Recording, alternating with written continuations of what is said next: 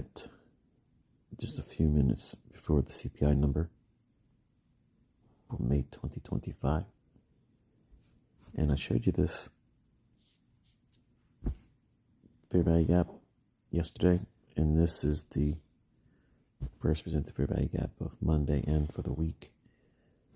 This shaded area you see here, that is just simply the opening range, which is 30 minutes, 9:30 a.m. Eastern Time to 10 a.m. yesterday.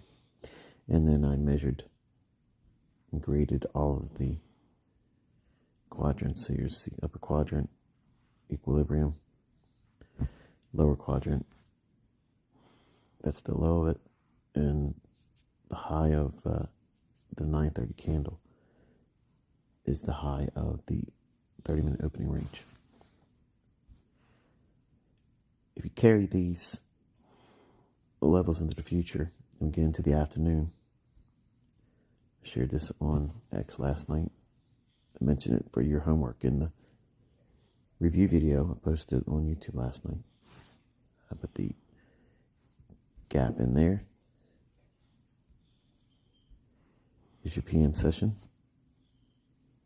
You can see it becomes an inversion fair value gap.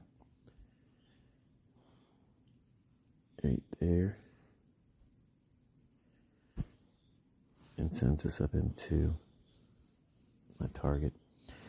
The range extenders is 1.25 and negative 1.25. If you apply that on your opening range, 9:30 to 10 o'clock, you'll see pretty consistent objectives when we trade outside of the opening range, and it's not a trending day. All right, and then come back up and hit it once more there, and then that afternoon inversion fair value gap down into the quadrants and hitting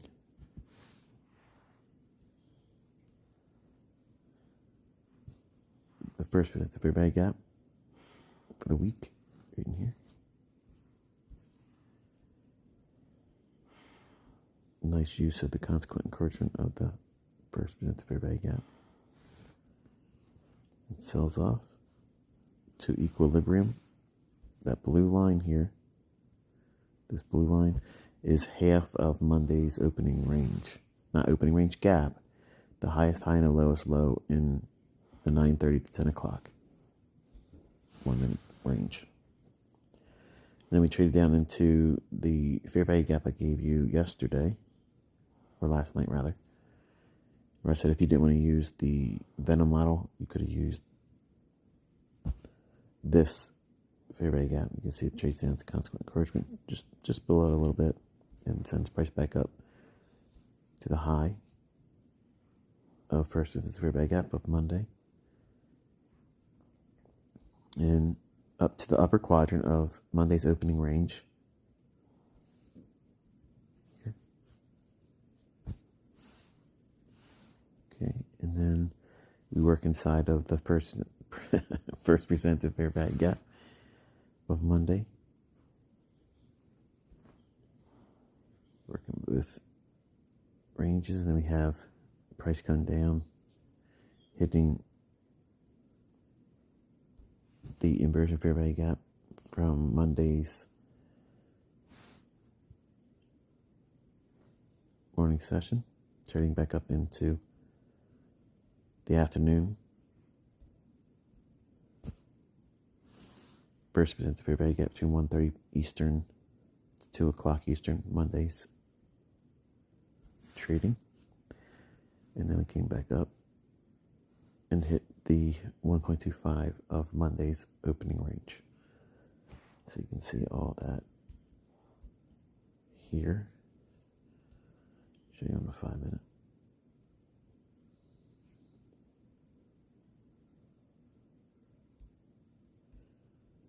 Here we are.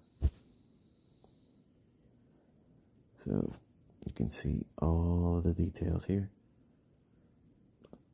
A couple different little scalps in here based on time of day. For CPI, just know that what I'm about to say is probably going to be wrong. Okay, I'm rarely correct when it comes to CPI. Ahead of the CPI number release is a gamble. Okay, but my eye has been jumping right to these lows here.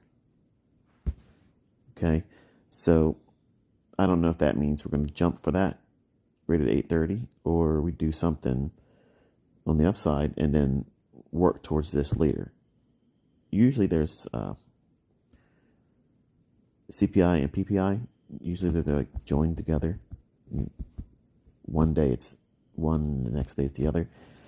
We don't have that this week, so it's a little bit of a wonky data release week. So who knows? Honestly, that's why we're keeping it close to the vest this week and just being very nimble, not trying to demand too much. But in my own opinion, I'm watching those relative equal lows there that formed in London, and we pumped up going into that CPI number. So we'll see what we see. Do not trade it, folks. Do not try to be in there trying to capture an explosive price move, because you could probably get an explosive price move that blows your face off. Okay, so I'm not trading it. I'm not going to come in here after the fact and say, here's the trade I was in there, short or long before CPI number. You can see these are the only executions I've done for this week. There. Okay, that was yesterday's trading. So we'll see what we get, and then just be safe.